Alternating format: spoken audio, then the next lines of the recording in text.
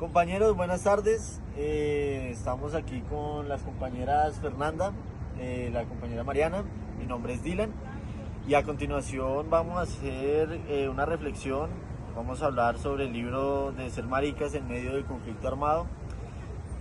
Vamos a dar una breve introducción, vamos a hablar, opinar sobre este libro, qué enseñanzas nos puede dejar esto, qué debemos aprender de esto, ¿sí? Porque es un tema importante que nos afecta a todos, ¿sí? A toda la sociedad colombiana, en todo el mundo también está presente estas situaciones. Entonces a continuación los dejo con Fernanda, que les vamos a dar una introducción de qué es el libro, de qué trata. Bueno, yo voy a dar una breve introducción del libro para que podamos hablar abiertamente sobre este tema. Bueno, el libro explica cómo las personas de géneros disidentes o de diversas orientaciones sexuales han sido víctimas silenciosas del conflicto armado. Y no solo por estos grupos de conflicto, sino también por lo que se conoce como la limpieza social, donde los grupos ilegales perseguían, amenazaban, desplazaban o incluso mataban a las personas que se consideraban como indeseables o anormales. A muchas de las personas de la comunidad se les obligaba a esconder quién eran. Ser visible significaba peligro. Los podían matar, ser golpeadas, amenazadas a muerte, asesinadas con total impunidad, las desplazaban de sus territorios. Pues cabe recalcar que este libro es un informe, ¿no? Es un informe del Centro Nacional de Memoria Histórica que reconstruye las memorias de personas que pertenecen a esta comunidad y se enfatiza más que todo en el Magdalena Medio, de pronto pueblos cercanos aquí, ¿sí? Documenta, digamos, unos hechos de violencia que evidenciamos ahí, ¿no? Hay algunos casos que resaltan, ¿sí? Como el caso de un estilista, les comento que es un estilista, el cual fue brutalmente asesinado, ¿sí? Por grupos paramilitares. Muchos dicen que fue por pertenecer a esa comunidad, por ser como se sentía así y por no ser aceptado en esa sociedad, y pasó, ocurrió esto, ¿sí? Aclara, digamos, este libro que también es una investigación, ¿sí? Que nace por el orden judicial, ¿sí? Porque son procesos de justicia y paz entre los paramilitares y ciudadanos, ¿sí? Y pues la verdad yo quisiera saber la opinión de ustedes acá, o sea, sobre estos casos. ¿Qué opinan ustedes de que sucedan casos como estos, de que una persona por de pronto no compartir, ¿sí? No compartir cómo se siente, ¿sí? Su orientación sexual, pues derive a estas acciones, ¿no? Porque son acciones bastante cuestionables. Pues relacionándolo con el libro nos hace verlo desde ejemplos más crudos, con experiencias de personas que yo lo analizo como una interseccionalidad de género, que son cuando las personas cumplen un rol en la sociedad, pero algunas partes de esta comunidad son vulneradas, como las mujeres, los indios, la comunidad LGBT. En esa parte ya no empieza a afectar solamente con gustos o que las personas no te acepten por lo que te gusta, sino empieza a afectar de manera familiar, más que todo laboral, de convivir en la sociedad. Sí, estas capas de desigualdad, como ser una mujer y ser una mujer lesbiana o ser una mujer lesbiana de una comunidad negra, esto afecta muchísimo más en su desigualdad. Y también pues no es como de esconder que acá en Colombia han sido las personas perseguidas por su ideal político y por diferentes ideales hasta muerte las han matado por sus... Sí, entiendo ¿Se ese llenó? punto. No, dice batería 20, la detuvo. Listo, A ver. hágale, ahí te lo ponemos. Sigamos hablando bien. Pero ahí que hago, ¿Continúa grabando? o sea, le Ya hago... está. ¿Lo voy a cerrar y sigo normal? Sí. Sí, como estas personas han sido discriminadas solo por su pensamiento, como han llevado hasta la muerte y más de estas personas, de los grupos armados, ya sea paramilitares, guerrilleros, que tienen unos pensamientos muy estrictos y también sí, en ¿Presencia? presidencias, ¿no? ¿Cómo le puedo decir? Pero más o menos entiendo el punto de eso. Y yo quiero también aportar que también siento que es un tema social, digamos, de crianza, ¿no? O sea, es diferente un caso de estos que pasa en una ciudad, sí, no estoy esconder eso, a que pase en un pueblo, sí, es diferente el tema porque pues se sabe que son crianzas diferentes, contextos diferentes, sí, y eso, digamos, afecta aún más a las personas que pues, se dedican a eso, ¿no? Hay otro caso que mencionan en el libro, que es la chica trans, ¿sí? Que obligan a cortarse el cabello y a vestirse decente, ¿sí? Pues a la chica de esa comunidad, pues obviamente la humillan, la maltratan también psicológicamente, ¿no? Por no atender a lo que dicen los paramilitares, a lo que dice esa sociedad, sobre cómo se siente esa persona, cómo quiere expresarse, ¿no? Y siento que, digamos, en un contexto, en una ciudad, no pasaría eso. Sí, porque también ahorita está la facilidad de las redes sociales mucho más en la ciudad, que la generación de hoy en día es mucho más abierta a esos temas, pero si nos vamos a la ruralidad, es mucho más complicado hacer conocer estos casos. Para mí es muy difícil pensar que aún las personas consideran que es algo malo tener gustos diferentes o atracciones a otras personas, que es algo malo, pero lo que decías de la crianza es verdad. Pero ahí es cuando uno entra como joven y empieza a cambiar de alguna u otra manera el pensamiento de una antigua generación a la nueva y cómo va a ser en la siguiente. A mí me gustaría retomar el tema que tú hablaste sobre la interseccionalidad. Bueno, nosotros en el anterior semestre vimos sociología y el profesor nos hablaba del paradigma del conflicto, que la estratificación social se mantiene a la sociedad en conflicto. Lucha de clases, las diferencias sociales favorecen en realidad a unos pocos. Las creencias y los valores que legitiman la la estratificación social son ideológicas y pues lo que ustedes dicen, sí, en el campo se vive mucho más estas desigualdades y más fuerte estas causas de conflicto porque en una persona, las personas del campo tienen un poco más cerrada esta ideología, pues mi familia viene de campo y es muy complicado para ellos entender como este tema, aunque han tratado de abrirse a esto porque realmente son personas y los gustos no los hacen diferentes. Muchas de estas personas no lo entienden gracias al conflicto. En el campo se ha vivido mucho conflicto y base al conflicto que han vivido ellos crean una ideal, un pensamiento ideológico de cómo seguir, de qué está bien, qué está mal, si hago esto me matan, si no hago esto no me van a matar. Entonces estar siempre como al tanto. Siento también que, o sea, ¿ustedes qué creen que podrían hacer, cómo deberían accionar a la presencia de pronto en un caso de estos, ¿no?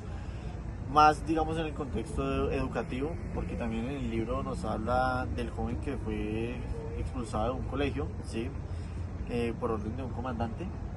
Textualmente, el comandante, bueno, recibió la notificación de que un estudiante era gay, ¿sí? Y textualmente dijo, sáqueme a ese marica del colegio que no lo queremos en esto, ¿sí? ¿Cómo creen que uno debería reaccionar?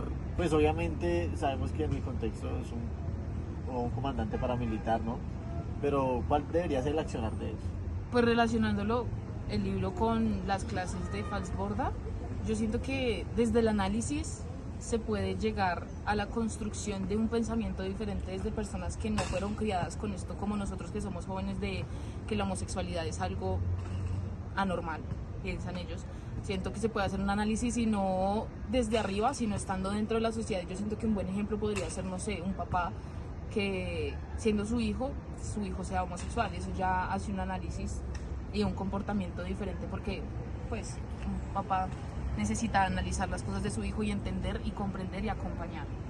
Sí, claro, y es que además esas situaciones que tú mencionas son complicadas por el hecho de que se está marginando a la persona solo por su ideal, a lo que estaba diciendo.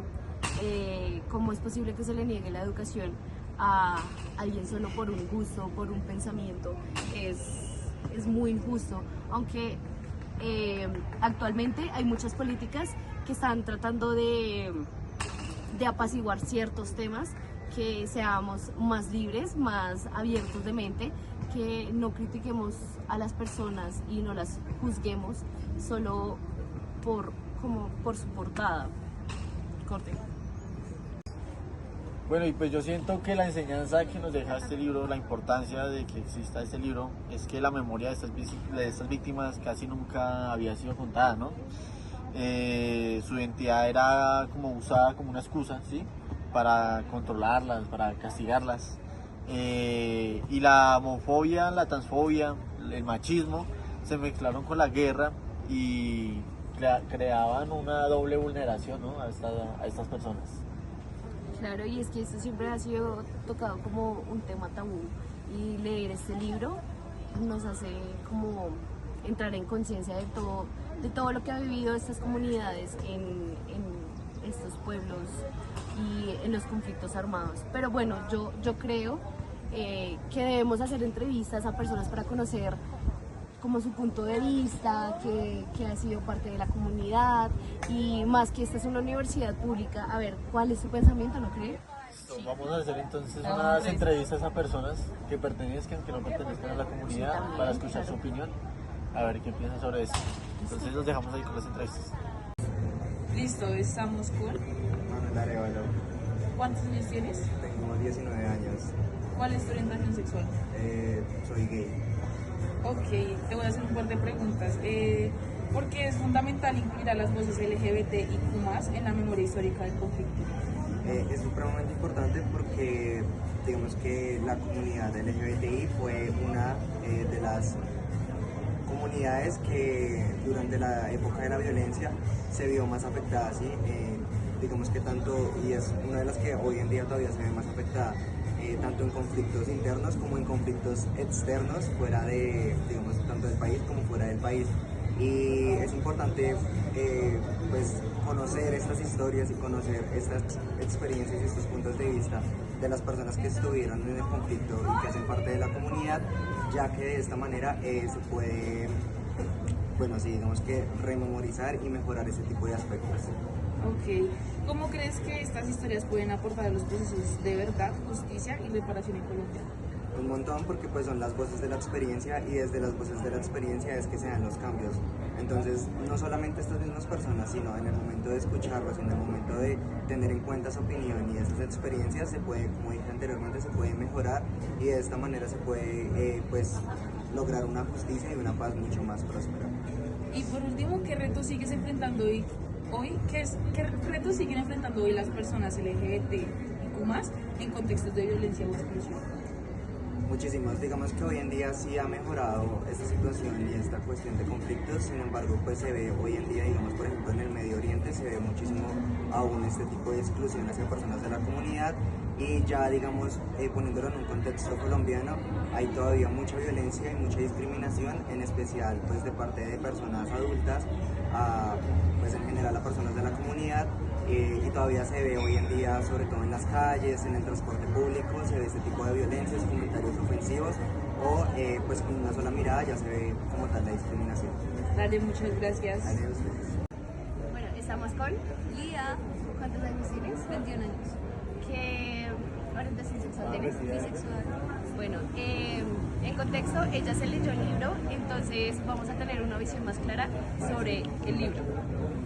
La pregunta es, ¿qué te llamó más la atención o te impactó al leer Ser marica en medio del conflicto? Bueno, lo que más me impactó fue que habláramos desde la posición de ser marica en medio del conflicto. Usualmente no se habla de las orientaciones sexuales en un conflicto. Pero pues, de todo lo que hablaron, me impactó fue el hecho de que hay dos tipos de violencia. Digamos, la violencia normal, pero digamos también la violencia en que las personas transgénero eran más afectadas y a pesar de que las mataban de una manera más agresiva que otros tipos de personas. Eso me afectó bastante y me impactó demasiado. ¿Por qué crees que es importante visibilizar estas historias dentro de la memoria del conflicto colombiano? Bueno, es que usualmente se habla siempre desde la heterosexualidad y desde el cisgénero. Cuando se habla, por ejemplo, de los gays, podemos dar una visión más amplia acerca de todos los actores que están implicados en el conflicto. Listo. Y por último, ¿de qué manera el libro muestra la doble violencia que vivieron las personas de la comunidad durante el conflicto? Como le estaba diciendo anteriormente, ese doble conflicto se ve en el que primero hay discriminación por las personas de disidencias, tanto en género y también orientación, y pues la violencia en el sentido de que un tipo de persona normal, pongo un ejemplo. Entonces, una persona trans la matan por ser trans, porque no va con la norma, pero también la matan porque puede tener un tipo de tierras, de cosas para que se vaya. Hay muchas cosas en ese libro que es muy interesante y que ustedes también deberían ver. Ok, muchas gracias. Dale. 3. Hola, hoy estamos con... Alejandra Cortés, ¿Cuántos años tienes? 22 años. ¿Cuál es tu orientación sexual?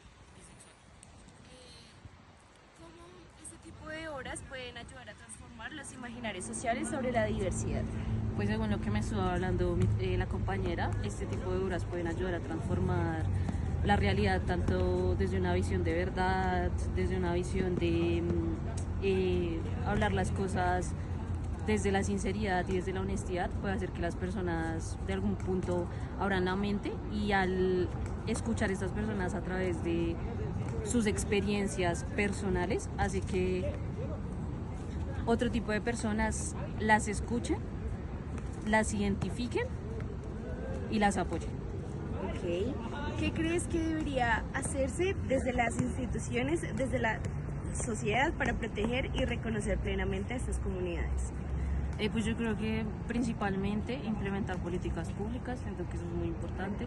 No solo esto, sino como le estoy diciendo en la pregunta anterior, darles voz, darles espacios para que puedan hablar, para que puedan comunicar sus experiencias, llevar este tipo de relatos, confesiones, conversaciones, debates a pueblos, a entidades, a territorios. Creo que eso es lo más fundamental desde las entidades y desde la ciudadanía para poder fortalecer más este tema de la comunidad LGBTI+. Ok. ¿Y consideras que las personas de la comunidad pudieron haber vivido el conflicto armado de una manera distinta a otras poblaciones? Y Listo, hoy estamos con... Hola, mi nombre es Steven Clavijo. ¿De dónde es Steve? Yo soy de Medellín, Antioquia. ¿Qué edad tienes? Tengo 27 años. ¿Y qué orientación sexual tienes? Yo soy heterosexual. Listo. ¿Qué crees que falta en Colombia para que vivan las personas LGBTIQ+, vivan con mayor libertad y seguridad? Yo creo que lo primordial es tener un acompañamiento del Estado, tener una reglamentación que obviamente que les ayude a tener una protección integral, ya sea social como interpersonal. Y creo que también es un trabajo de construcción social, de que seamos más empáticos, de que seamos personas más humanas. Bien. ¿Has escuchado algún caso, alguna historia sobre discriminación o violencia contra la persona de esta comunidad en zonas afectadas por la guerra? Pues, o sea, que tenga como un caso directo, no. Seguramente hay muchos casos muy famosos como el de Sara, que murió mediante una golpiza en una quebrada. Muy seguramente en mi ciudad todavía nos falta de pronto como mucho avance sobre la construcción social, porque en cierta forma pues ha habido una gran persecución sobre ellos, han sido respetados, han sido también vulnerados no solamente por su condición, sino también para acceder a la salud, para acceder por ejemplo a los trabajos. Entonces creo que no tengo un caso directo, pero sí he conocido lo que son casos indirectos de discriminación contra la comunidad. Ok. Y en tu opinión, ¿qué significa construir paz desde la diversidad? En tu opinión, ¿qué significa construir paz desde la diversidad? Pues como lo dice diversidad, es comprender que somos diferentes, somos un país bastante diverso, no solamente en la parte sexual, sino también en la etnia, de donde venimos. Si nosotros cruzamos, no sé, el sur de Colombia es totalmente diferente al norte.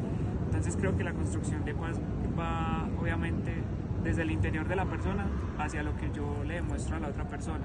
Entonces, si yo sé que todos somos diferentes, creo que la paz es saber comprender que el otro es diferente y que yo puedo convivir con él en armonía y obviamente en empatía. Vale, muchísimas gracias.